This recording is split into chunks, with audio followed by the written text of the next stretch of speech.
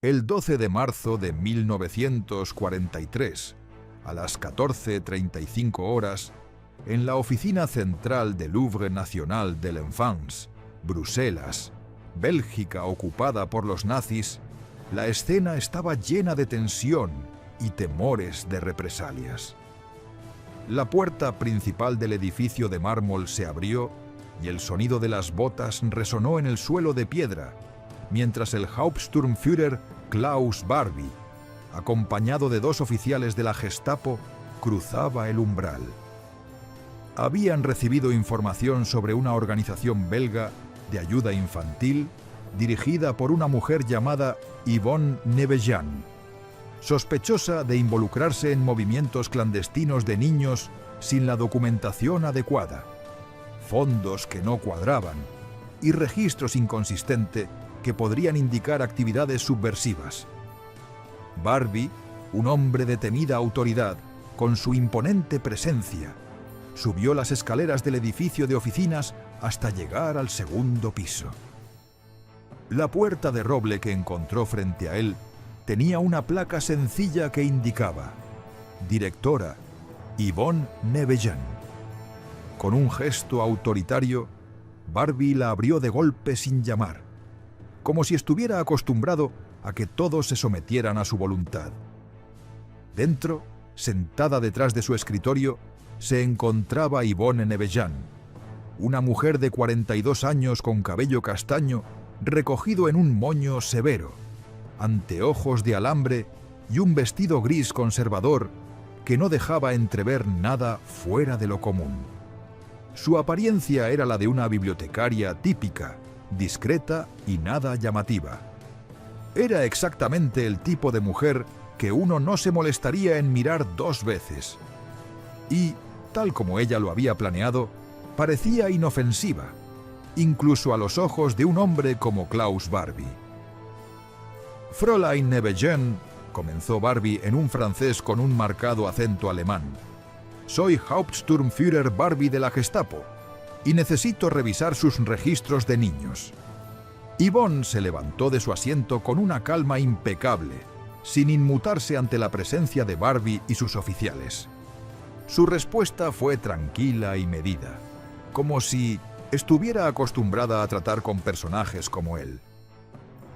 Por supuesto, Herr Hauptsturmführer. ¿Qué registros específicamente? Todos, desde 1940, dijo Barbie con firmeza, sin perder su tono autoritario. Yvonne asintió ligeramente y se dirigió hacia un gigantesco archivero que ocupaba toda una pared. El archivo era una pieza monumental de mobiliario, de aproximadamente 4 metros de ancho por 2 metros de alto, con docenas de cajones llenos de miles de documentos. Tenemos registros de 8.300 niños bajo nuestro cuidado desde el inicio de la ocupación. ¿Por dónde le gustaría empezar?, preguntó con una voz firme y clara. Barbie observó el archivo con cierta incomodidad. Había algo intimidante en la vastedad de ese archivo, y una ligera expresión de impaciencia cruzó su rostro. Al principio, había pensado que la tarea de revisar todos esos documentos podría llevar semanas, pero de inmediato se dio cuenta de que su tiempo era limitado. Miró a los oficiales que lo acompañaban, que también parecían impacientes, y luego volvió su atención a Yvonne. «Niños judíos», ordenó. «Muéstreme los archivos de niños judíos en su sistema». Sin prisa, pero con una firmeza calculada, Yvonne abrió un cajón que no estaba completamente lleno, sacando una carpeta delgada con cuidado. La abrió y presentó los documentos que Barbie le había solicitado. Tenemos 37 niños judíos registrados oficialmente como huérfanos de guerra cuyos padres murieron en bombardeos, dijo mientras pasaba los papeles cuidadosamente. Barbie tomó la carpeta con brusquedad, buscando alguna irregularidad o algo que pudiera llamar su atención. Los documentos parecían impecables, nombres completos, fechas de nacimiento, fotografías y certificados de defunción de los padres. Todo parecía correcto. La desconfianza se apoderó de Barbie al principio, pero no pudo encontrar nada que fuera evidente en esos papeles. Miró a los niños fotografiados, uno a uno, sin dejar de hacer comentarios sarcásticos. ¿Solo 37? ¿En toda Bélgica? ¿Solo 37 niños judíos? Yvonne no mostró ni una pizca de emoción. Su respuesta fue tranquila, casi académica. Lamentablemente sí. La mayoría de las familias judías fueron evacuadas antes de la invasión, y los que quedaron mantuvieron a sus hijos con ellos. Barbie no estaba convencido, pero a medida que revisaba los documentos, se dio cuenta de que no podía encontrar ninguna prueba inmediata de irregularidades, solo una vaga sospecha que no podía confirmar en ese momento. La Gestapo siempre estaba en busca de algún error o pista que pudiera darles acceso a más información. Pero lo que Barbie no sabía era que la mujer a la que estaba interrogando, aparentemente tan inofensiva, había diseñado un sistema mucho más sofisticado y peligroso que cualquier cosa que él pudiera imaginar. «Continuaremos monitoreando sus operaciones», advirtió Barbie, mientras su mirada pasaba lentamente sobre Yvonne, como si buscara algo más. «Cualquier irregularidad será tratada severamente». Su tono era tajante y amenazante, pero no había más que pudiera hacer en ese momento. La información sobre esos 37 niños era convincente, y sin pruebas más sólidas, su visita llegaba a su fin. «Por supuesto, Herr Hauptsturmführer», respondió Yvonne con la misma calma de siempre, mientras los oficiales de la Gestapo se daban la vuelta y comenzaban a marcharse. Barbie no dijo una palabra más antes de abandonar la oficina, pero su mirada decía mucho.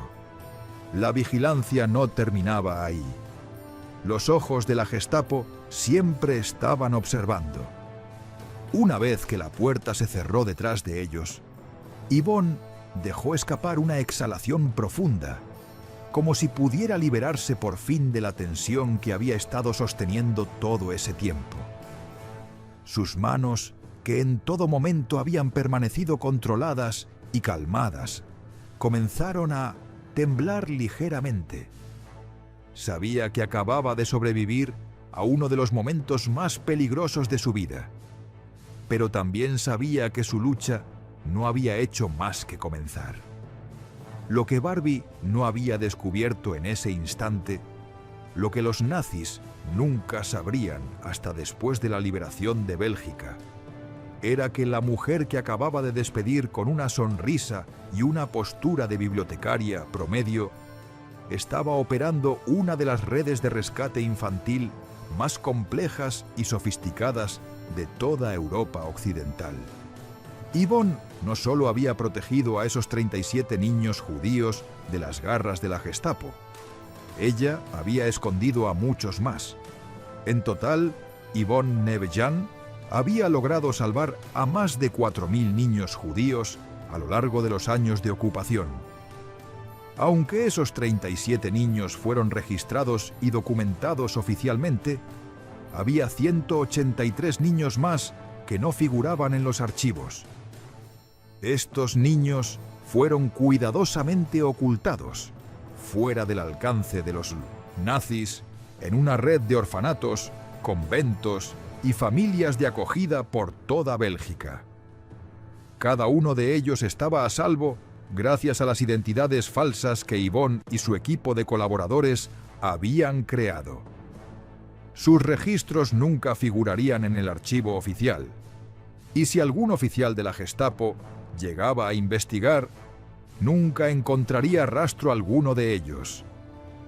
Estos niños fueron borrados del sistema oficial, cubiertos por identidades falsas y protegidos por una red secreta de monjas, sacerdotes y trabajadores sociales valientes que ponían en juego sus propias vidas para asegurar la seguridad de esos inocentes. A lo largo de los años, Yvonne y su red habían burlado a los nazis una y otra vez, utilizando la burocracia, el sistema administrativo de la ocupación nazi y un ingenio impresionante para operar en las sombras. Yvonne Nevejean nunca fue una heroína en la forma en que solemos imaginar a los grandes héroes de la historia. Ella no tenía una capa ni una identidad secreta. No, era una espía que se infiltraba entre las filas enemigas. En lugar de eso, era una mujer común, con una vida aparentemente ordinaria, que usaba la burocracia y la disimulación como sus armas más poderosas. A través de su trabajo aparentemente aburrido y administrativo, con su voz monótona y su apariencia de funcionaria gris y sin importancia, logró salvar vidas de una manera que pocos podrían haber imaginado. Capítulo 1. La trabajadora social. Yvonne Jospa nació el 7 de enero de 1900 en Schaerbeek, un suburbio de Bruselas, en una familia católica belga de clase media. Su padre, Jules, era contador, mientras que su madre, Marie, era maestra. Un par de profesionales comprometidos con la educación y con la idea de que la única forma de avanzar era a través del conocimiento y el servicio al prójimo. En su hogar, la conversación intelectual era constante y se promovía una ética de trabajo orientada a la solidaridad y el progreso social. Desde pequeña, Yvonne mostró una inteligencia fuera de lo común, pero también una profunda empatía hacia los demás, especialmente los más desfavorecidos. Sus padres, a pesar de ser personas de mentalidad progresista, no pudieron prever que su hija encontraría su verdadera vocación en el trabajo social, un campo emergente en ese entonces, pero que estaba destinado a cambiar la manera en que las sociedades abordaban las cuestiones de pobreza, salud mental y bienestar infantil. En 1922, Yvonne se graduó en trabajo social en la Universidad Libre de Bruselas, en un momento en que la profesión empezaba a cobrar relevancia y formarse como una disciplina científica. Era un campo que veía los problemas sociales no como simples fallos individuales, sino como condiciones que podían ser resueltas a través de métodos sistemáticos y profesionales. Con su título en mano, comenzó su carrera trabajando en un orfanato católico en Bruselas. Allí, trató con huérfanos de la Primera Guerra Mundial, niños de familias que no podían sostener a sus hijos debido a la pobreza, y otros niños abandonados. Este fue un periodo emocionalmente agotador para Yvonne. Ver la desesperación y el sufrimiento de los niños dejó una huella profunda en ella, pero también le permitió desarrollar una habilidad única para organizar y estructurar las vidas de aquellos que no tenían a nadie más. Su capacidad para crear orden donde solo había caos la hizo destacar rápidamente. Mientras otros veían simplemente un sistema desbordado por la tragedia, Yvonne vio una oportunidad para mejorar las cosas. En 3 años, reorganizó completamente el sistema de archivos del orfanato, estableció una red de familias de acogida y creó un programa de seguimiento para los niños adoptados, algo que la institución no había tenido antes. En 1925, Yvonne se casó con Albert Nevejean, un ingeniero civil de familia acomodada que comprendió el compromiso de su esposa con su trabajo. Juntos tuvieron 2 hijos, Jacques, nacido en 1926, y André, en 1929. A pesar de las presiones sociales de la época, donde se esperaba que una mujer casada se dedicara exclusivamente a su hogar, Yvonne nunca abandonó su carrera. Albert, aunque no comprendía del todo la profundidad de la pasión de su esposa por su trabajo, la apoyó plenamente. «Este no es solo un empleo para ti», le dijo en una ocasión. «Es una vocación». La vida de Yvonne parecía seguir el curso normal de alguien comprometido con una causa social. Sin embargo, todo cambió en 1936, cuando el gobierno belga estableció l'Œuvre nationale de l'enfance, ONE, o la Obra Nacional de la Infancia, una organización destinada a coordinar los servicios de bienestar infantil en todo el país. Fue una iniciativa del gobierno belga para responder de manera más efectiva a las crecientes necesidades de los niños en la Bélgica de la época. La institución aglutinaba orfanatos públicos y privados, programas de nutrición, servicios de adopción y clínicas de salud infantil. Yvonne fue contratada como asistente administrativa a la edad de 36 años. Desde el principio, su talento para la organización y la gestión se hizo evidente.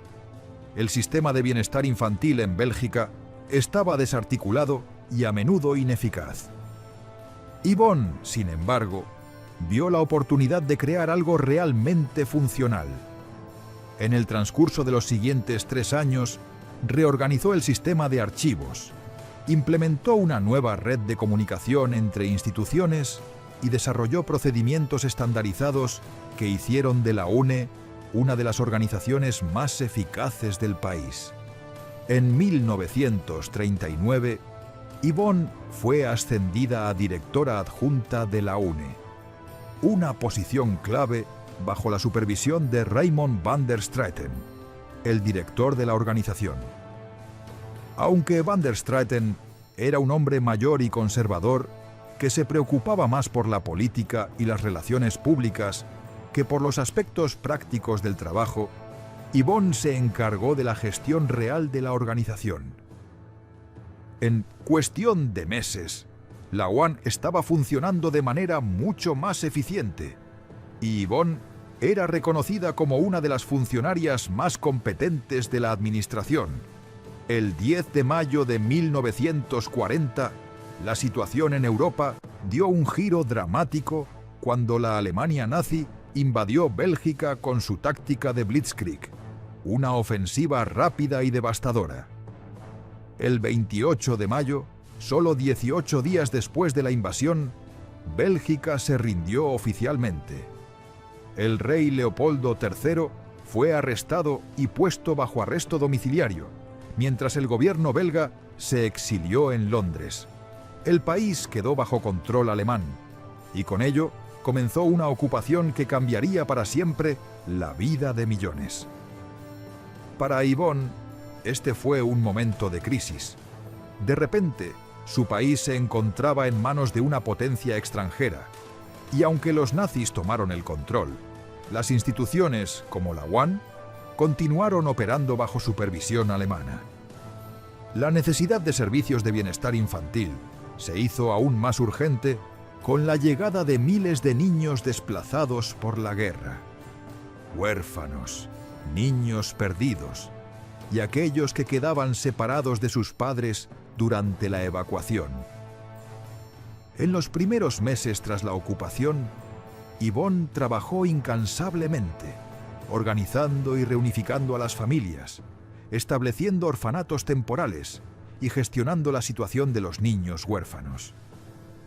Fue un trabajo agotador, en medio de un caos absoluto, pero que Yvonne era capaz de manejar como ninguna otra persona.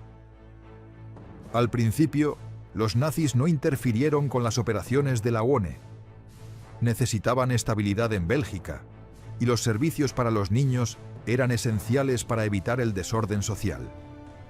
Pero las tensiones aumentaban cada día, y la supervisión alemana sobre las instituciones belgas era cada vez más estricta. La situación de Yvonne se tornaba cada vez más difícil. En agosto de 1940, Raymond van der Straeten renunció oficialmente a su puesto como director de la ONE, citando razones de salud, aunque en 1918 en realidad no podía soportar la idea de colaborar con la administración nazi. Los nazis, viendo la vacante, decidieron nombrar a un funcionario belga colaboracionista para el puesto, pero este hombre no duró mucho. Solo 2 meses después fue trasladado, dejándose el puesto vacío una vez más. En octubre de 1940, las autoridades nazis, viendo la necesidad de un liderazgo competente y sin problemas, ofrecieron la dirección de la UAN a Yvonne. Era una opción pragmática. Ella conocía el sistema mejor que nadie. Tenía una reputación de eficacia y, al ser mujer, se consideraba políticamente inofensiva. A pesar de ser consciente de las implicaciones morales de aceptar ese puesto, Yvonne no tuvo más opción que enfrentarse a una decisión casi imposible. «Si acepto, estaré colaborando con el régimen nazi», le dijo a Albert esa noche. «Pero si me niego, los niños seguirán siendo vulnerables. Necesitan protección». Albert, comprendiendo la magnitud del momento, le respondió: «O estarás colaborando, o estarás en una posición para ayudar desde adentro». El 1 de noviembre de 1940, Yvonne aceptó la oferta y se convirtió en directora del Œuvre Nationale de l'Enfance, a la edad de 40 años. Así, pasó a formar parte de la administración nazi, aunque con la firme determinación de seguir trabajando en la protección de los niños y las familias más vulnerables. Para los nazis, había sido una elección sencilla. Yvonne era competente, eficiente y una mujer, lo que la hacía políticamente menos peligrosa. No tenían idea de que en su decisión de nombrarla directora, acababan de colocar en una posición clave a una de las mujeres más astutas y valientes de la historia de la ocupación. Las primeras medidas antijudías en Bélgica comenzaron en octubre de 1940, cuando el gobierno de ocupación nazi implementó una serie de decretos que definían oficialmente quién era judío.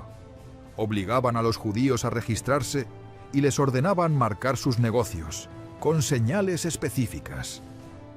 Estas medidas fueron solo el comienzo de un plan mucho más vasto y escalofriante. Una progresión que ya se había implementado con gran éxito en Alemania, Austria y Polonia. Las restricciones aumentaron gradualmente y el clima de persecución se intensificó con cada nuevo decreto. Para mayo de 1942, los judíos belgas y los refugiados judíos que se encontraban en Bélgica, aproximadamente unas 65.000 personas, enfrentaban severas restricciones. Ya no podían trabajar en el sector público. Fueron excluidos de la mayoría de las profesiones y los niños judíos fueron expulsados de las escuelas públicas. En pocas palabras, los judíos quedaron relegados a una existencia de marginación y discriminación sistemática. Sin embargo, la verdadera pesadilla para la comunidad judía en Bélgica comenzó cuando se implementaron las deportaciones sistemáticas. El 4 de agosto de 1942, el primer tren de deportación partió desde el campo de tránsito de Mechelen, en Bélgica, rumbo a Auschwitz. A bordo del tren viajaban 1000 judíos belgas, entre ellos hombres, mujeres y niños. Para los que quedaron atrás, esta fue una señal aterradora de lo que les esperaba a todos aquellos que no pudieran escapar. Las familias que ya habían sido separadas, los padres que habían sido enviados a campos de trabajo forzado y los niños huérfanos se encontraban ahora en un destino incierto, marcado por la muerte y el sufrimiento. Fue en este contexto de horror que Gerd Jospa y su esposa, Yvonne Jospa, no relacionadas con Yvonne Nevejean, pero ambas con el mismo apellido, se convirtieron en líderes del Comité de Defensa de los Judíos, CEDJ, una organización clandestina de resistencia judía. En cuanto se enteraron de las deportaciones, entendieron que los niños estaban en peligro mortal y, al igual que otros grupos de resistencia, se comprometieron a hacer todo lo posible para protegerlos. El CIDJ inició una operación desesperada: esconder a los niños judíos, separarlos de sus padres antes de las deportaciones y colocarlos en lugares seguros, en familias no judías, en conventos o en orfanatos católicos. Cualquier lugar que pudiera mantenerlos fuera de los trenes de Auschwitz. El problema era monumental. La documentación necesaria para que un niño fuera ocultado de manera efectiva era una barrera crítica. Los niños necesitaban identidades falsas, certificados de nacimiento no judíos, registros bautismales y toda la documentación que demostrara que no eran judíos. Sin esos documentos, cualquier revisión de la Gestapo los expondría inmediatamente. Falsificar documentos no era imposible, pero la dificultad radicaba en integrar esos documentos en los sistemas oficiales del régimen nazi. Si un niño con un certificado de nacimiento falso era verificado contra los archivos gubernamentales, la falsificación sería descubierta rápidamente. Era una trampa mortal, a menos que alguien tuviera el control de los archivos centrales y pudiera manipularlos a su antojo. En septiembre de 1942, Yvonne Jospa, consciente de la dificultad de la situación, contactó a Yvonne Nebeyan. Aunque las dos mujeres se conocían vagamente de círculos de trabajo social previos a la guerra, Jospa sabía que la capacidad organizativa de Nebeyan era clave para llevar a cabo esta misión. Por eso, la citó para una reunión urgente en un pequeño café en Ixelles, un suburbio de Bruselas. En ese encuentro, Jospa fue directa. Necesitamos esconder a los niños judíos, cientos de ellos, y necesitamos identidades falsas que puedan resistir una inspección oficial. Usted controla los archivos centrales de la UAN y puede ayudarnos. Nebeyan entendió al instante lo que se le pedía. Ayudar a los niños judíos no solo era un acto de resistencia, sino también un crimen capital bajo la ocupación nazi. Si la descubrían, enfrentaría la ejecución, no solo ella, sino también su familia y los niños, a quienes ayudaba. Todo estaba en juego. ¿Cuántos niños?, preguntó Nebeyan, su voz baja pero firme, consciente de la gravedad de la situación. Ahora 50, respondió Jospa, pero eventualmente cientos, quizás 1000. Nebeyan, después de un largo momento de reflexión, asintió. Lo haré, pero necesito control completo sobre cómo manejar las ubicaciones. El CDJ no debe intervenir en la manera en que manejo la documentación, ni en las ubicaciones donde esconderé a los niños. Ustedes me traen los niños, yo los escondo, y yo me encargaré de la documentación. Jospa estuvo de acuerdo sin dudar. ¿Acordado? El sistema que Nebeyan desarrolló para esconder a los niños fue brillante en su simplicidad y eficiencia. Lo organizó en 3 niveles, que aseguraron que la operación fuera efectiva, rápida y segura. Nivel 1. Identidades falsas. Cada niño judío que llegaba a Nebeyan recibía una identidad completamente nueva. Se les daba un nuevo nombre, una nueva historia de vida y documentación que demostraba que no eran judíos. Nebeyan utilizó una táctica clave: resucitar niños belgas que habían muerto en la infancia antes de las deportaciones. Encontraba los registros de estos niños, aquellos que no habían sobrevivido a sus primeros años de vida, y los resucitaba en los archivos de la UAN. De esta manera, el niño judío pasaba a ser oficialmente el niño belga muerto.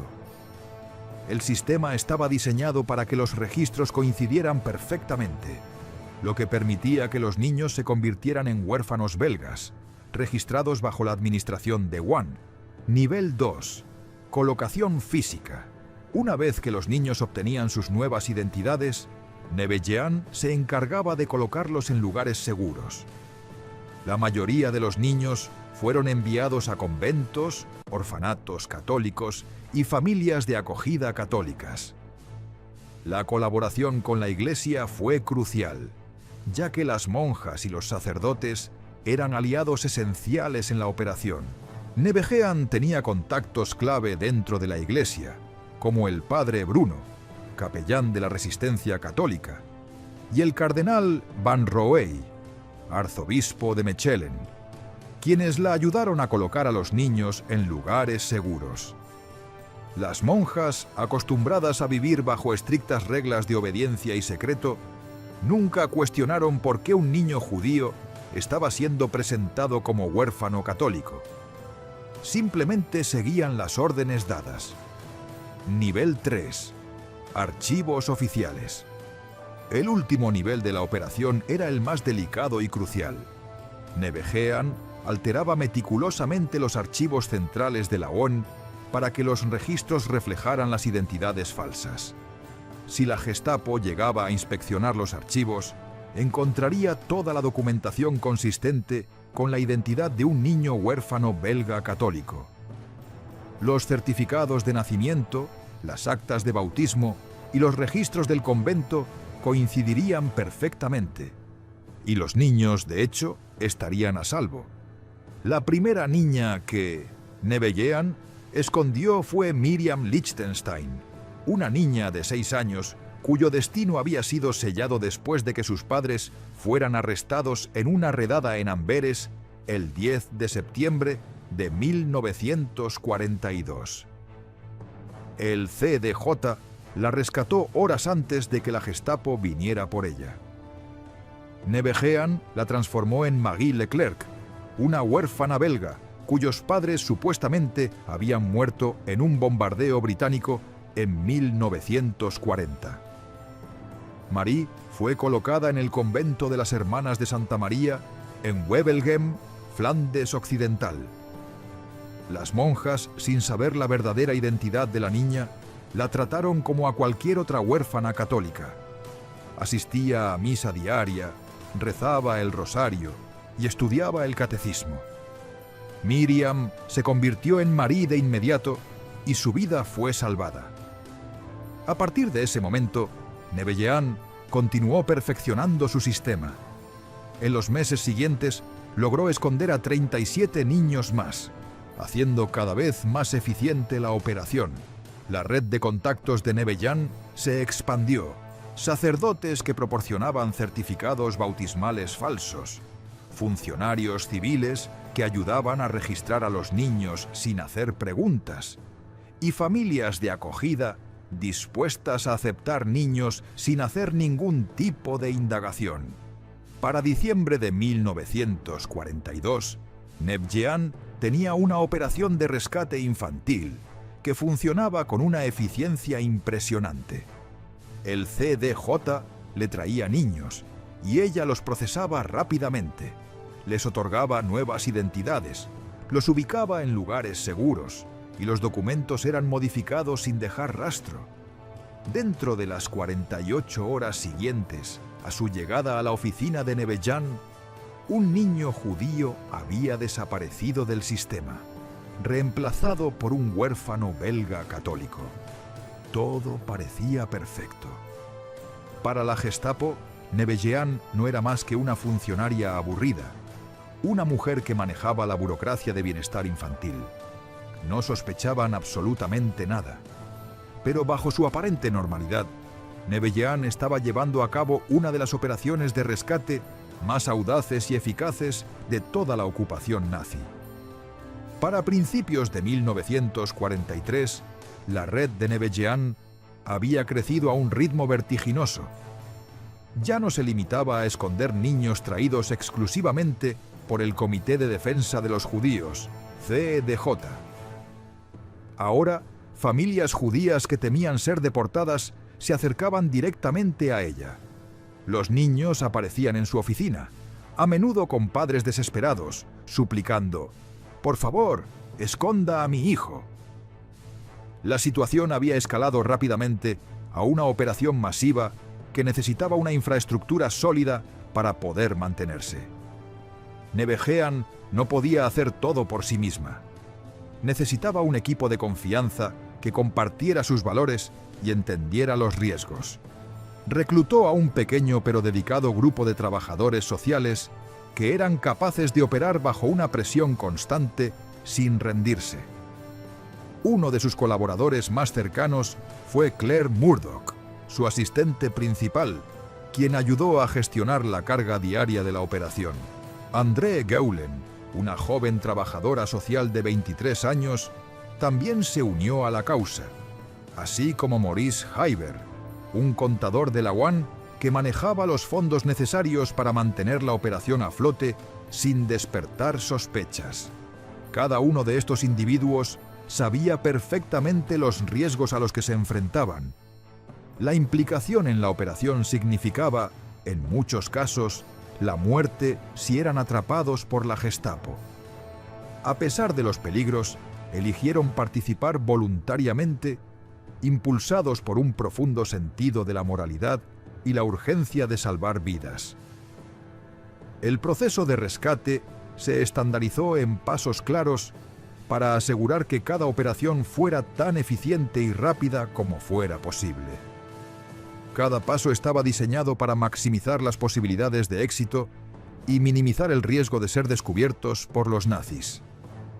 Paso 1. Contacto inicial. La primera fase del proceso siempre comenzaba con un contacto urgente.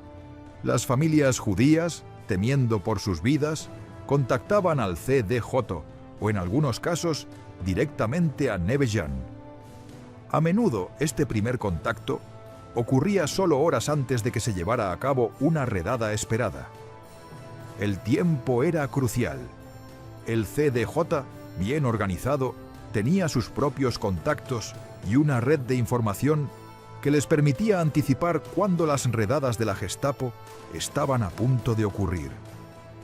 Sin embargo, este primer contacto a menudo llegaba en medio de la desesperación, cuando los padres ya no tenían más opciones. Cada minuto contaba. Paso 2. Extracción. La segunda fase era la extracción del niño o los niños de su hogar. Andrée Geulen, con gran habilidad y discreción, manejaba generalmente esta parte del proceso. De manera eficiente, se encargaba de recoger al niño o a los niños, a veces varios a la vez, directamente desde sus hogares. La mayoría de las veces se utilizaba el transporte público, lo que facilitaba que la operación pasara desapercibida. 2 trabajadores sociales acompañando a niños por las calles de Bruselas no causaba ningún tipo de sospecha. La ciudad estaba acostumbrada a ver niños huérfanos o en situación de vulnerabilidad siendo transportados por adultos a diferentes instituciones. Nadie levantaba una ceja ante una situación tan común. Paso 3. Transformación. Una vez el niño era extraído del peligro inmediato, era llevado a la oficina de Nevejean, donde comenzaba la parte más delicada del proceso, la transformación de su identidad. La puerta de la oficina se cerraba con firmeza y la atmósfera cambiaba drásticamente. Los niños eran separados de sus padres, algo que resultaba en un dolor devastador para ellos, pero que era necesario para su supervivencia. Nevejean se encargaba de explicar a los niños, de la manera más tranquila y sencilla posible, que sus vidas ahora serían diferentes. Tu nombre es ahora Jean, no Chaim. Tu padre era obrero belga y tu madre trabajaba en una fábrica. Ambos murieron en un bombardeo. No tienes hermanos. ¿Lo entiendes? Repítelo. Los niños, algunos tan pequeños como de 5 o 6 años, tenían que aprender a memorizar nuevas identidades y, en muchos casos, olvidar, al menos externamente, quiénes eran realmente. La transformación era profunda, tanto psicológica como emocional. Durante este proceso, los niños debían asimilar una nueva vida, una nueva historia, y muchas veces se les decía que debían olvidar por completo su pasado. Esta era una de las partes más dolorosas de la operación, pues aunque los niños eran pequeños, entendían que sus vidas habían cambiado radicalmente, y lo que se les pedía era tanto un esfuerzo psicológico como una adaptación a una nueva realidad llena de miedo e incertidumbre. Paso 4. Documentación. El siguiente paso era la creación de los documentos falsificados. Maurice Heiber, el contador de la UAN, jugó un papel fundamental en esta parte del proceso.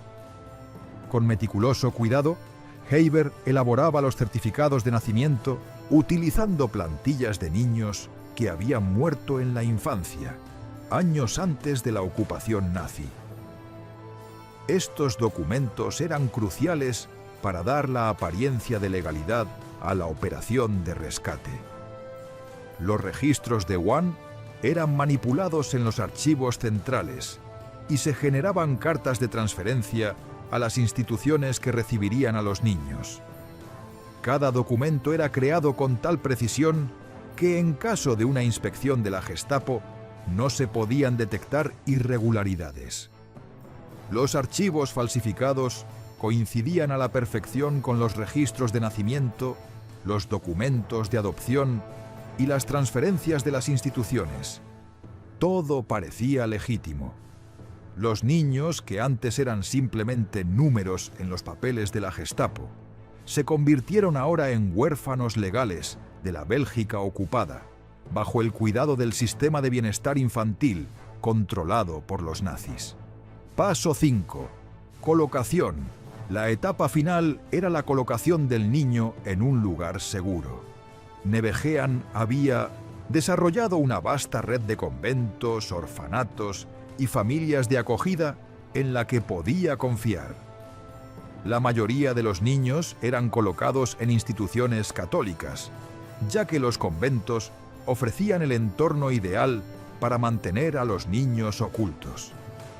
Los conventos eran lugares aislados, con estrictas normas de disciplina y un profundo compromiso con el secreto. Las monjas, acostumbradas a vivir en una sociedad dominada por el silencio y la obediencia, aceptaron recibir a los niños sin cuestionamientos. En total, Nevejean logró que más de 30 conventos se involucraran en la operación de rescate. Entre ellos se encontraban las Hermanas de la Caridad, las Hermanas de Nuestra Señora y las Hermanas de San Vicente de Paúl. Las superioras de estos conventos comprendían perfectamente lo que estaban haciendo. La Madre Superiora Marie del convento de Wetzenbeek le dijo a Nevejean: «Hermana, sabemos que estos niños son judíos y sabemos los riesgos. Los aceptamos de todos modos, porque Dios nos juzgará por nuestras acciones.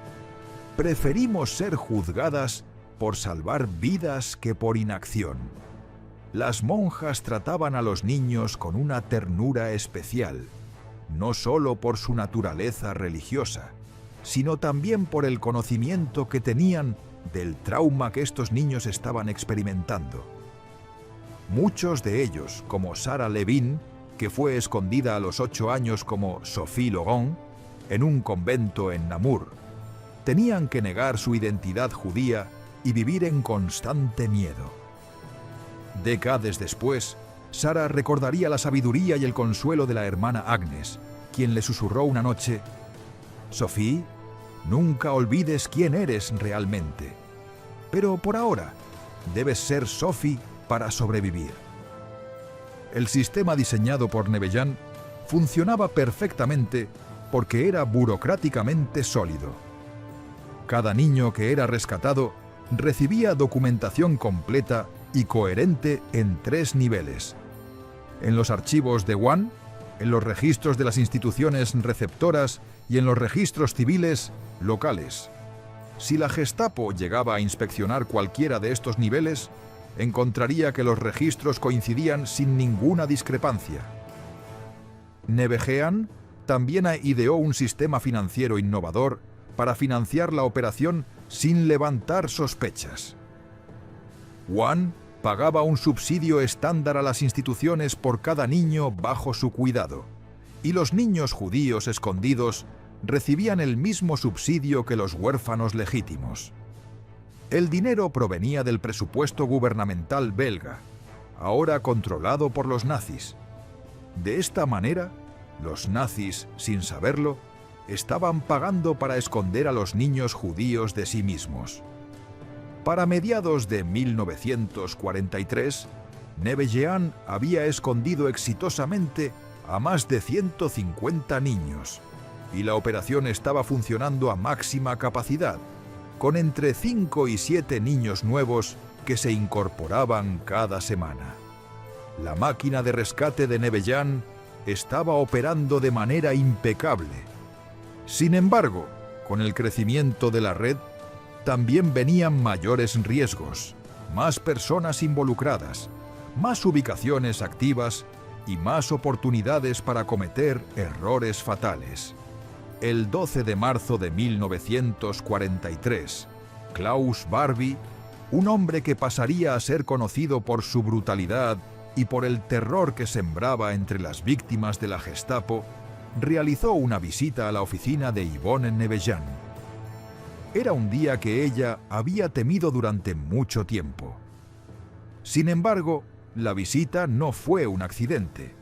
La Gestapo había recibido información, aunque vaga, de un informante belga anónimo que había afirmado que la Organización Nacional de la Infancia, ONE, bajo la dirección de Nebejean, estaba escondiendo a niños judíos.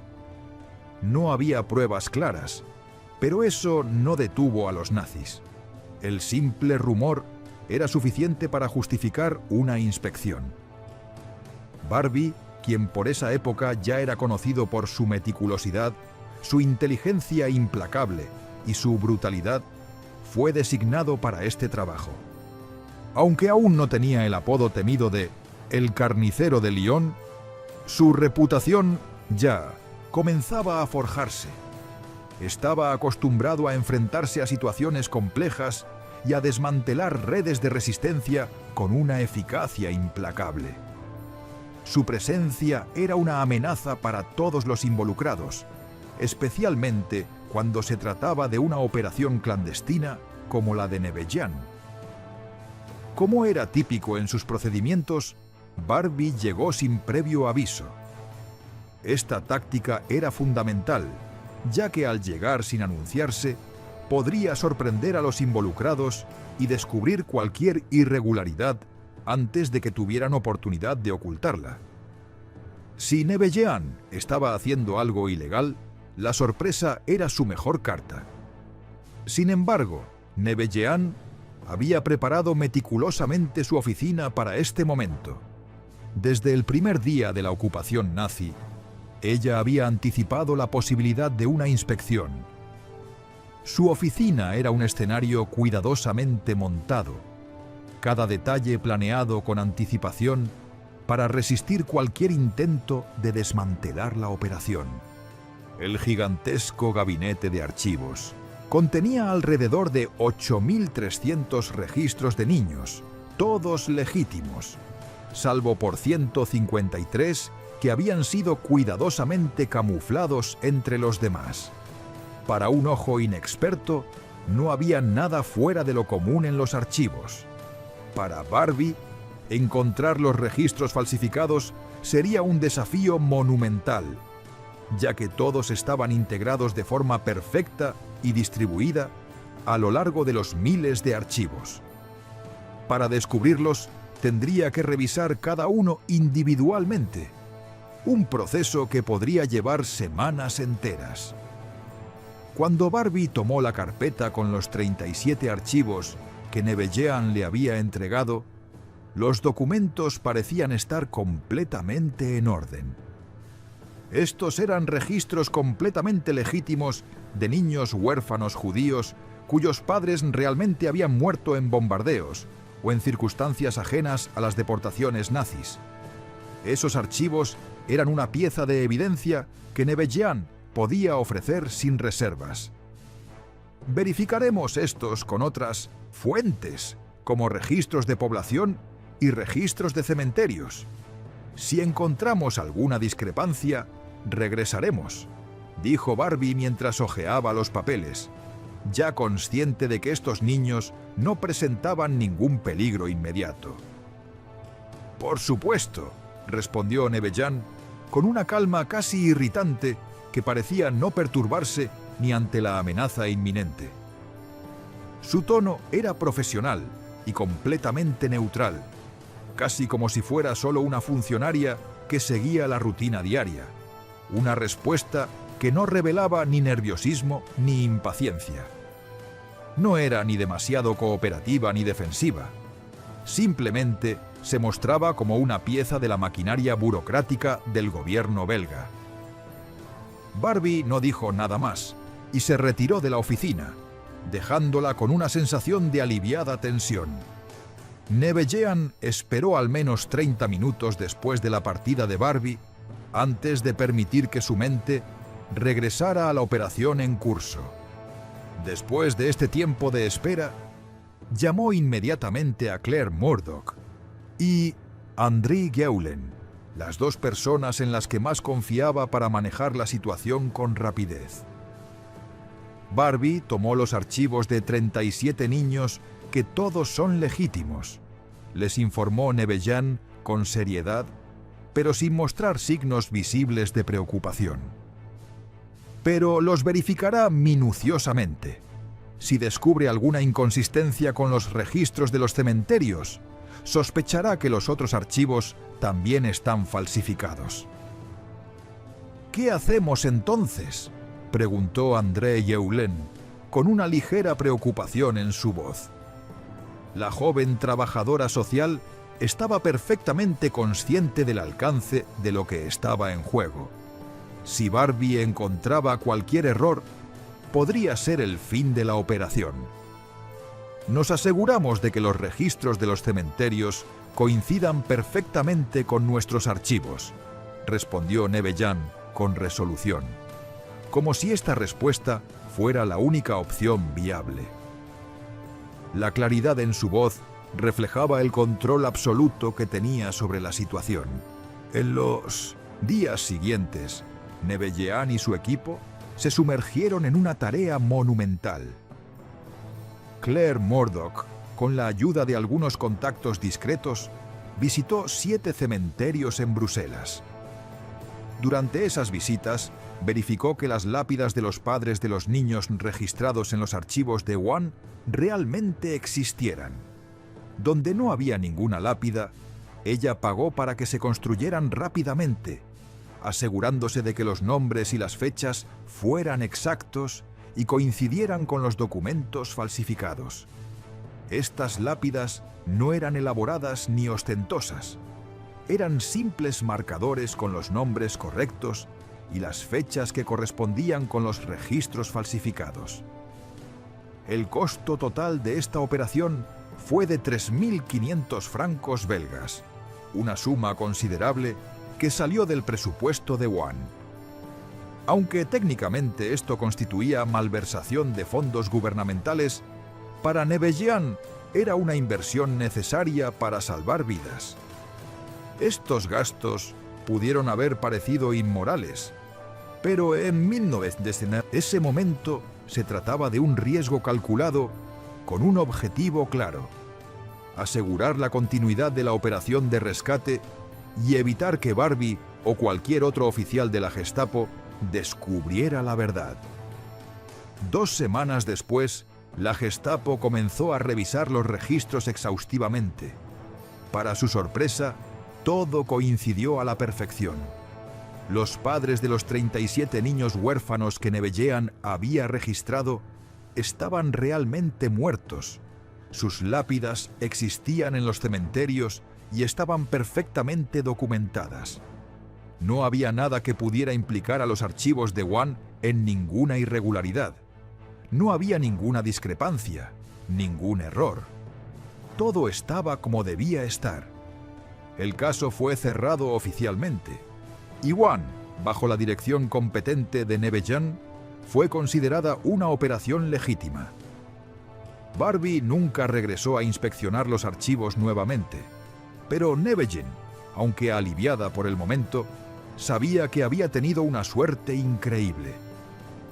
Barbie había venido a inspeccionar solo los 37 archivos específicos, y si bien el proceso había sido riesgoso, había sido exitoso. Sin embargo, ¿qué sucedería si la Gestapo decidía hacer una inspección más exhaustiva? ¿Qué pasaría si decidieran verificar todos los 8.300 archivos de One? Con esta inquietud constante, Nevejean tomó una decisión difícil. La operación, aunque exitosa, necesitaba ser ralentizada. Durante los meses de marzo a junio de 1943, Nevejean decidió esconder solo 29 niños nuevos, una cifra drásticamente menor comparada con los 5 o 7 niños que solía esconder cada semana antes de la inspección de Barbie. Esta ralentización en la operación fue una medida de precaución.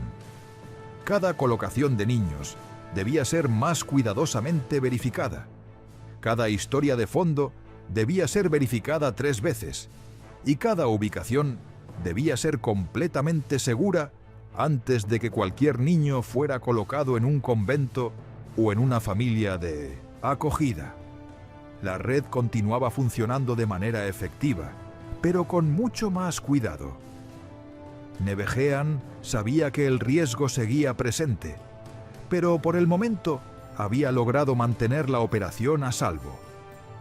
Al mismo tiempo, la incertidumbre sobre el futuro de la red de rescate nunca la abandonó. Cada día, los ojos de la Gestapo podían estar más cerca y la vigilancia era cada vez más fuerte. Pero Nevejean, con su astucia y capacidad de adaptación, había demostrado que podía manejar la presión. Aunque la suerte había jugado a su favor, su capacidad para tomar decisiones estratégicas había sido lo que realmente había mantenido a salvo a los niños. El año 1944 trajo consigo una nueva era de sufrimiento y desesperación para Bélgica. A medida que la guerra avanzaba hacia su desenlace, las fuerzas nazis se veían cada vez más acorraladas, y con el fin de la guerra acercándose, la brutalidad de las acciones nazis aumentaba. Los nazis, que ya sabían que no podrían ganar, se convirtieron en una fuerza aún más destructiva, aferrándose a la esperanza de completar el genocidio de los pueblos que consideraban indeseables, especialmente los judíos. Las deportaciones desde Bélgica se intensificaron de forma dramática, y las familias judías que antes habían logrado escapar a lugares relativamente seguros se vieron nuevamente amenazadas. Para la ONU, esto significó una presión creciente, una presión que aumentaba constantemente con cada niño judío que llegaba buscando refugio, cada familia en pánico, cada vida que pendía de un hilo. El número de familias judías desesperadas y, por ende, el número de niños que necesitaban ser ocultados creció de manera alarmante. Sin embargo, también aumentaron las inspecciones y el escrutinio nazi sobre las instituciones bajo ocupación, y la Gestapo se mostró más inquisitiva que nunca. Nevejean, consciente de que sus conventos estaban llenos y que no podría seguir operando solo con las instituciones religiosas, decidió expandir la red de refugios en nuevas direcciones. Ya no solo colocaba niños en conventos, sino que empezó a colocar a algunos en familias de acogida seculares, granjeros en Flandes, trabajadores en Valonia y familias dispuestas a recibir a los niños sin hacer demasiadas preguntas.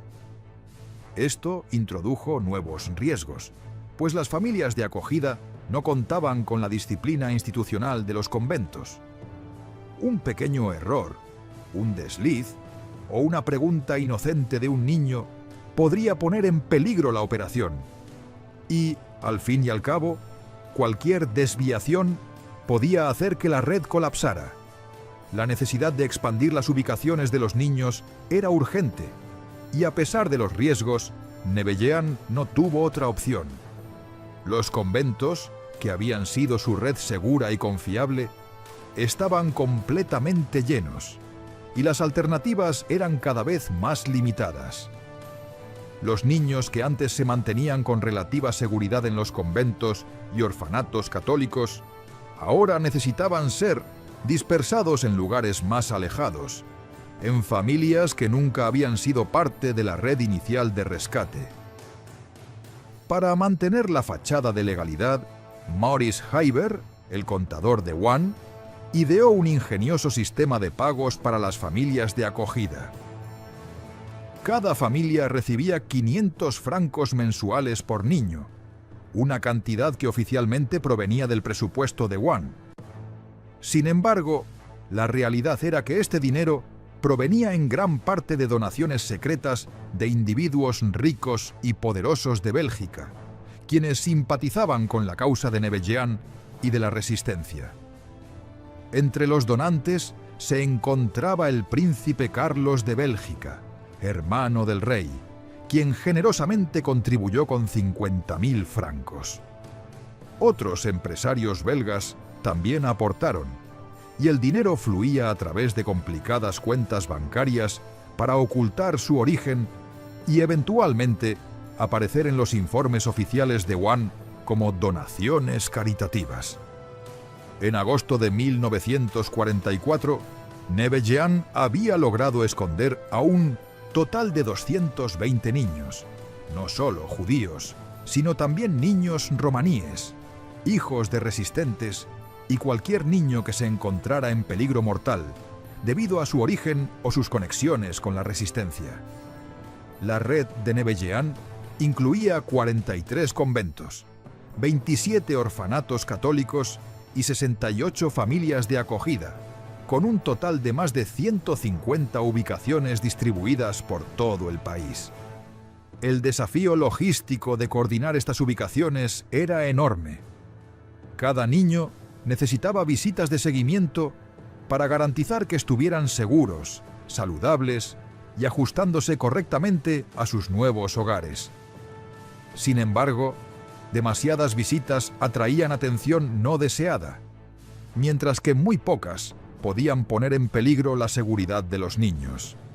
André Jelen, la trabajadora social que había estado con Nevejean desde los primeros días de la operación, asumió la responsabilidad de coordinar las visitas. Se convirtió en la coordinadora principal de visitas, viajando por todo el país con una frecuencia increíble. De Bruselas a Amberes, de Namur a Lieja y más allá. Cada día, Jelen visitaba entre 2 y 3 ubicaciones diferentes, verificando que los niños estuvieran seguros y bien cuidados. Sus informes semanales a Nevejean eran esenciales para mantener la operación en marcha sin comprometer la seguridad de los niños. El sistema que desarrollaron para las visitas estaba basado en un código simple pero efectivo. Cuando Jelen informaba que los libros están en buen estado, significaba que los niños estaban bien y a salvo. Si decía los libros necesitan reparación, se refería a problemas menores que podían solucionarse con rapidez. Pero si en el informe aparecía los libros están dañados, significaba que había una crisis inminente. El niño debía ser trasladado inmediatamente. Un solo error en la interpretación de estos códigos podría haber causado la pérdida de varios niños y puesto en riesgo toda la operación.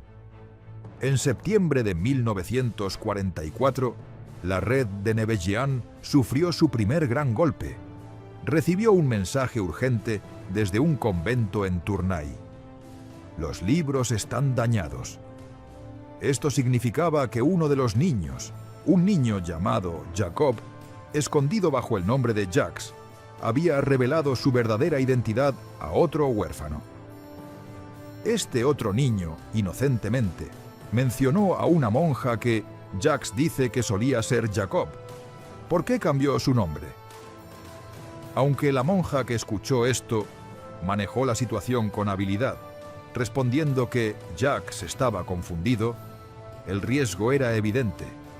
Si Jacques continuaba hablando, eventualmente revelaría su identidad a la persona equivocada, lo que pondría en peligro no solo su vida, sino también la de todos los demás niños bajo la protección de Nevejean.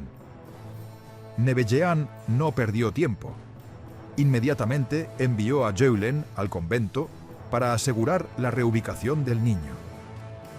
Aquella misma noche, Jacques fue trasladado a un nuevo convento con una nueva identidad y comenzó de nuevo.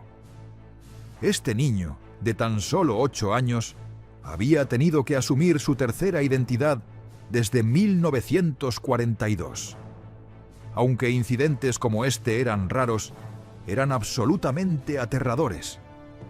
Cada uno de ellos recordaba a Nevejean que en esta red un solo error, una sola palabra incorrecta, podía hacer que todo colapsara. La presión de mantener la seguridad de los niños y la operación en secreto era más fuerte que nunca. En diciembre de 1944, la situación en Bélgica se volvió aún más peligrosa.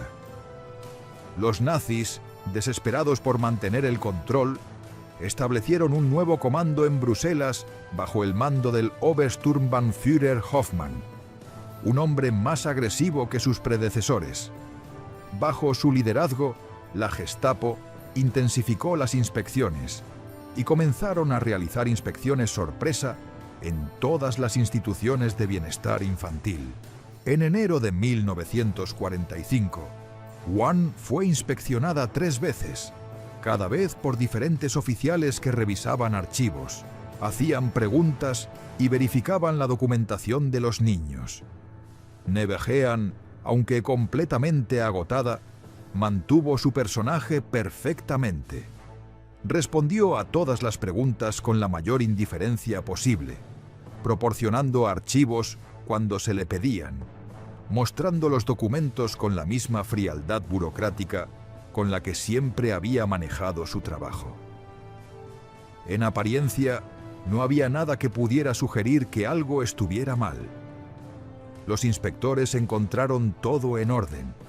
Los archivos estaban impecables, la documentación era perfecta y no había razón alguna para sospechar de las actividades de Juan. Pero internamente, Nevejean estaba exhausta.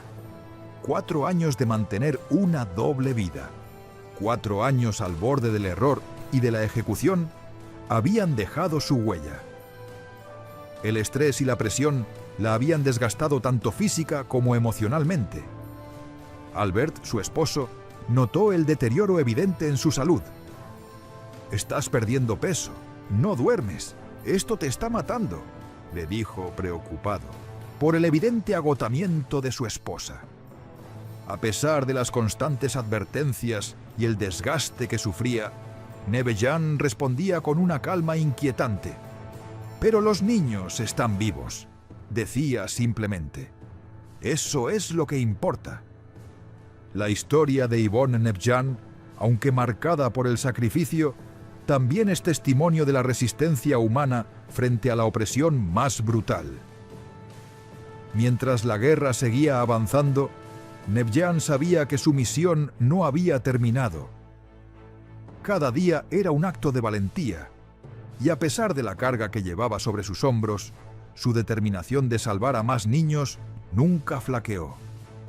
Sin embargo, el precio de su sacrificio personal era alto, y el camino por recorrer no sería fácil. El 2 de septiembre de 1944, las tropas británicas finalmente liberaron Bruselas. Después de 4 años de ocupación nazi, el terror, la persecución y la resistencia de los belgas llegaron a su fin.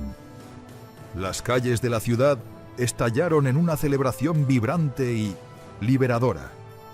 Banderas belgas ondeaban en cada ventana, las multitudes danzaban en las calles y los soldados británicos fueron recibidos como héroes. Para la población, la liberación fue un sueño hecho realidad, el final de la opresión y la promesa de un futuro libre. Sin embargo, para Yvonne Nevejean, la liberación trajo consigo una nueva crisis, inesperada y compleja. Los 220 niños que había escondido a lo largo de los años aún estaban en sus ubicaciones falsas, viviendo bajo identidades falsas. Estos niños, que habían sobrevivido gracias a la red de rescate que Nebeyean había construido con tanto sacrificio, ahora se enfrentaban a una realidad brutalmente incierta. Muchos de sus padres no sabían si estaban vivos o muertos, y otros no habían sobrevivido a la barbarie de los campos de concentración nazis.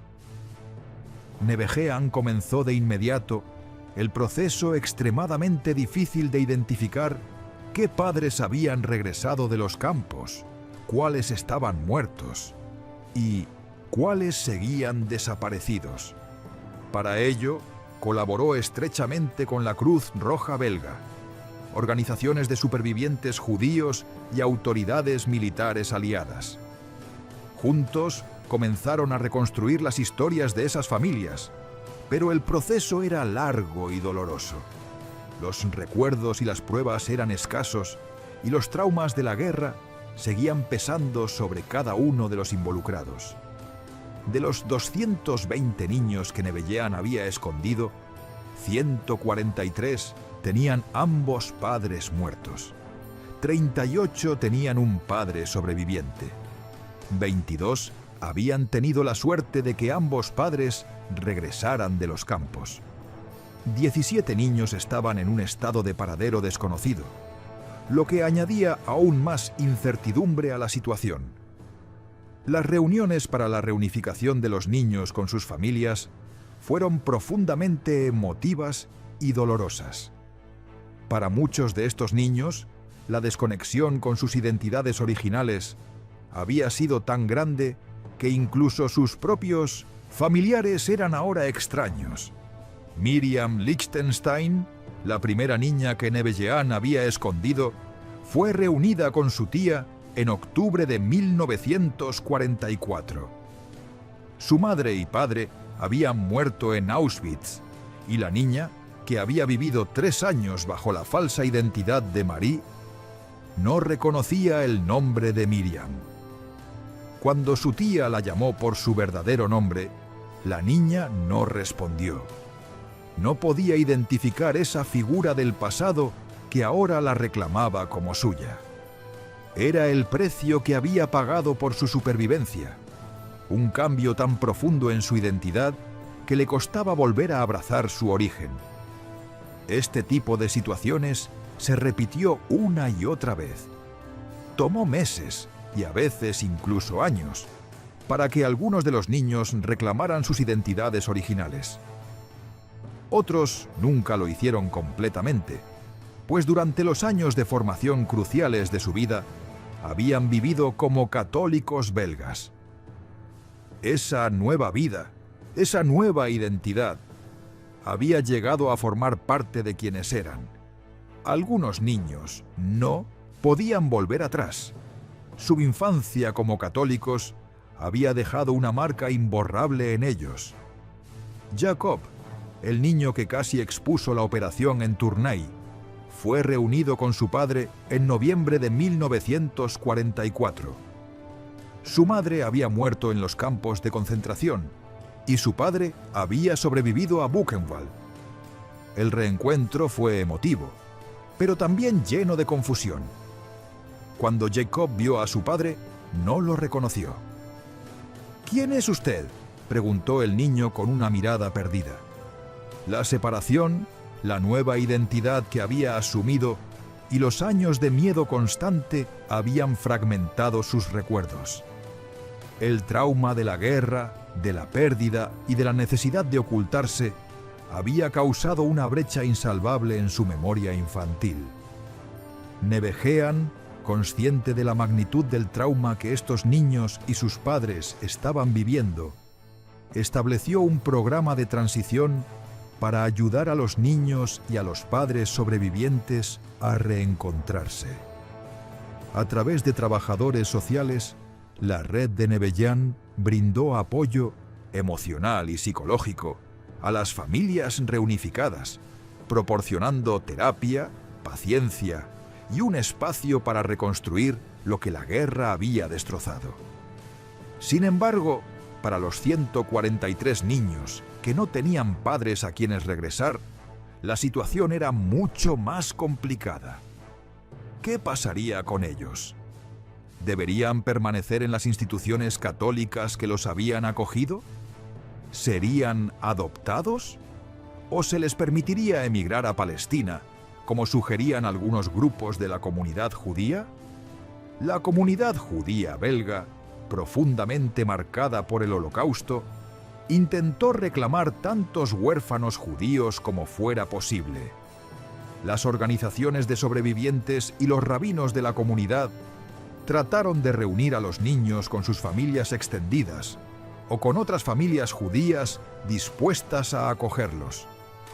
Pero algunos niños resistían activamente la idea de regresar a la comunidad judía, pues habían vivido durante años como católicos. Se sentían católicos y las monjas que los habían protegido durante tanto tiempo eran, en muchos casos, la única familia que conocían. La separación de estas familias católicas, que los habían cuidado y amado, era emocionalmente desgarradora para muchos. Nevejean enfrentó un dilema ético casi imposible. ¿Qué debía hacer con estos niños judíos que, aunque sus raíces eran de una fe diferente, se sentían profundamente ligados a las familias católicas que los habían salvado? ¿Tenía el derecho de dejarlos en estos ambientes católicos? ¿O su deber era devolverlos a la comunidad judía, a pesar del trauma y la identidad transformada que llevaban consigo?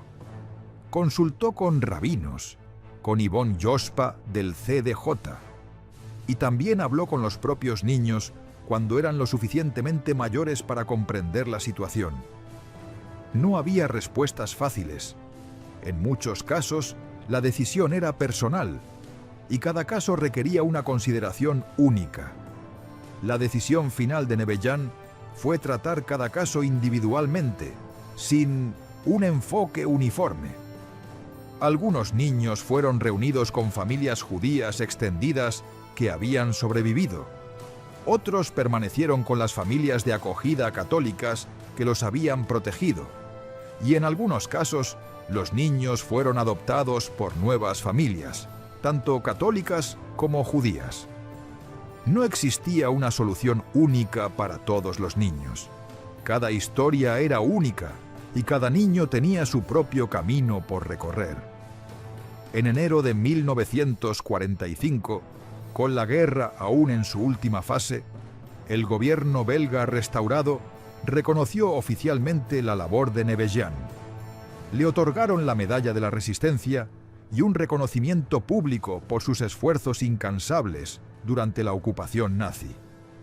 Sin embargo, Nevejan rechazó cualquier tipo de publicidad. En su humildad, decía: «No hice nada extraordinario, solo hice mi trabajo de proteger a los niños». Para ella, esto no había sido un acto heroico. No se veía como una heroína, sino como una funcionaria que había cumplido con su deber. Su misión había sido clara: salvar vidas, proteger a los más vulnerables, y esa era la única recompensa que necesitaba. Su humildad era genuina. En su mente nunca hubo heroicidad. Simplemente estaba haciendo lo que cualquier persona decente haría si estuviera en su lugar. Los niños bajo su cuidado necesitaban protección, y ella les proporcionó esa protección con todas sus fuerzas, sin importar los sacrificios que tuvo que hacer ni los riesgos que asumió. Para Yvonne Nevejan, la verdadera victoria no estaba en los reconocimientos ni en la fama, sino en las vidas salvadas, en la oportunidad de haber dado a esos niños una segunda oportunidad en un mundo devastado por el odio y la violencia. Durante décadas después del final de la Segunda Guerra Mundial, el trabajo de Yvonne Nevejan permaneció mayormente desconocido para el mundo. No escribió memorias, no dio entrevistas extensas y nunca buscó el reconocimiento público. Al contrario, continuó su labor en el bienestar infantil hasta su retiro en 1965, viviendo con su esposo Albert en relativa tranquilidad, sin buscar jamás protagonismo. Aunque había salvado a miles de niños, Nebejean se mantuvo apartada de los focos de atención. Su vida posterior a la guerra transcurrió de forma discreta, como la misma red de rescate que había manejado con tanta destreza durante los años de ocupación nazi. Los niños que Nebejean había salvado se dispersaron por todo el mundo. Algunos permanecieron en Bélgica, otros emigraron a Israel, Estados Unidos y Canadá, y muchos reconstruyeron sus vidas, formando familias propias.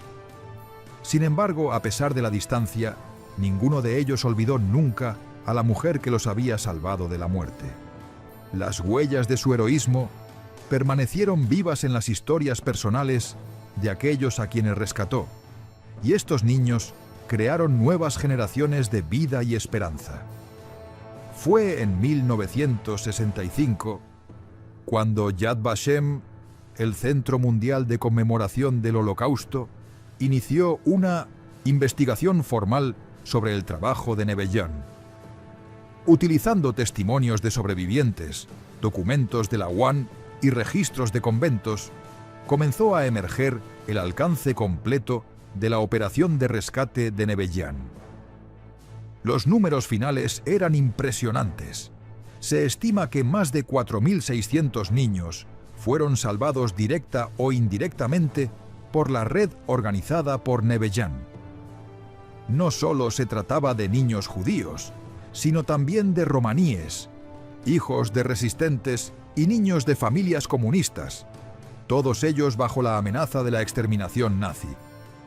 De esos 4.600, 2.200 niños fueron colocados directamente por Nebejean con documentación falsa, mientras que los otros 2.400 fueron ayudados a través de su red, pero con documentación legítima o sin necesidad de falsificación.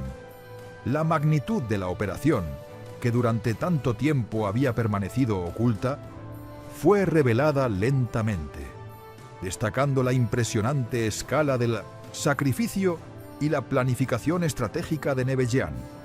En 1965, finalmente, Yvonne Nebejean fue reconocida como justa entre las naciones por Yad Vashem, el más alto honor que Israel otorga a los no judíos que arriesgaron sus vidas para salvar a los judíos durante el Holocausto. La ceremonia de reconocimiento tuvo lugar en Jerusalén, y a ella asistieron 42 de los niños que Nebejean había salvado, muchos de los cuales ya eran adultos con familias propias. Miriam Lichtenstein, que ahora vivía en Tel Aviv bajo el nombre de Miriam Cohen, expresó su gratitud con una emoción palpable. Yo tenía 6 años cuando Madame Nebejean me transformó en Marie. No entendía por qué, solo sabía que debía obedecer. Ella me visitó una vez en el convento y me preguntó si estaba bien. Le dije que sí y ella sonrió. Fue la única vez que la vi sonreír. Estoy aquí hoy con 3 hijos y 7 nietos, porque esa mujer decidió arriesgar todo por una niña que no conocía. Nebejean aceptó el honor con la humildad que siempre la caracterizó. En su breve discurso, agradeció a todos aquellos que habían ayudado en la operación, desde las monjas que acogieron a los niños sabiendo los riesgos que corrían, hasta las familias de acogida, el equipo de UAN y los colaboradores clave como el padre Bruno y el cardenal Van Roey. Todos merecen reconocimiento. Yo solo coordiné, dijo modestamente, dejando claro que veía su trabajo como una obligación moral y profesional, no como un acto heroico. Sin embargo, aquellos que realmente conocían la magnitud de lo que Nebejean había hecho, sabían que sin su incansable esfuerzo, sin su red de documentación perfecta y sin su valentía silenciosa, muchos de esos niños no habrían sobrevivido. Nebejean no solo protegió vidas, sino que tejió un sistema que los nazis nunca pudieron comprender ni descubrir, a pesar de su meticulosa persecución. Yvonne Nevejean murió el 15 de mayo de 1987, a los 87 años. Su funeral en Bruselas fue asistido por más de 200 personas, muchas de ellas los niños que había salvado, ahora ancianos ellos mismos, pero que nunca olvidaron a la mujer que les dio una oportunidad de vivir. El obituario publicado en Le Soir la describió como la bibliotecaria que guardó niños entre archivos. Una descripción que, aunque sencilla, era absolutamente acertada. Nevejean había utilizado la burocracia como un arma, los archivos como escondites y su aparente aburrimiento como camuflaje para llevar a cabo uno de los rescates más grandes y efectivos de la Segunda Guerra Mundial. En 1993, André Hélène, la trabajadora social que había sido una de las principales colaboradoras de Nevejean durante la guerra, también fue reconocida como justa entre las naciones. En su ceremonia, a los 73 años, recordó las lecciones que Nevejean les había enseñado. Yvonne nos enseñó algo crucial, que el trabajo extraordinario puede disfrazarse como ordinario y que el heroísmo puede parecer aburrido. Ella nunca levantó la voz ni portó arma. Solo movió papeles de un archivo a otro, pero esos papeles salvaron miles de vidas. El edificio de la UANE en Bruselas, ahora un sitio conmemorativo, tiene una placa que rinde homenaje a Nevejean. En ella se lee: en este edificio, 1940 a 1944, Yvonne Nevejean dirigió una red que salvó 4.600 niños del genocidio nazi. Los visitantes pueden ver la oficina reconstruida con el escritorio, el enorme gabinete de archivos y los formularios de la época. Es un museo discreto, como Nevejean lo habría querido. Un testimonio de la resistencia en forma de papeleo, algo que nunca habría esperado el régimen nazi. El legado de Nevejean, aunque escondido durante tanto tiempo, sigue vivo en las generaciones que surgieron gracias a su valentía. En 2015, investigadores identificaron al menos 12.000 descendientes vivos de los niños que Nevejean salvó. Entre estos descendientes se encuentran 3 miembros del Knesset israelí, 2 rectores universitarios, un premio Nobel de Química, 37 médicos, 51 profesores, 200 empresarios y miles de personas ordinarias que viven vidas extraordinarias. Todo porque una bibliotecaria, en lugar de sucumbir a la adversidad, decidió que los archivos podían esconder más que simples documentos. Los nazis se rieron de una bibliotecaria hasta que descubrieron, demasiado tarde, que ella había escondido 200 niños entre libros. Pero para cuando lo descubrieron, la guerra había terminado, los niños habían sobrevivido, y Yvonne Nevejean había ganado su guerra silenciosa. Como escribió en una carta privada a André Hélène en 1970. A veces pienso en Klaus Barbie, revisando esos 37 archivos en mi oficina en 1943, tan seguro de que expondría el fraude y tan confiado en la superioridad nazi. Nunca se le ocurrió que la mujer aburrida detrás del escritorio era más inteligente que él, que sus archivos perfectamente organizados eran un arma. Esa fue nuestra ventaja. Ellos no podían imaginar que la burocracia podía ser resistencia, que los archivos podían ser escondites y que una bibliotecaria podía ser guerrera. Los nazis se rieron de una bibliotecaria, pero Yvonne Nevejean tuvo la última risa, y 4.600 niños vivieron para probarlo.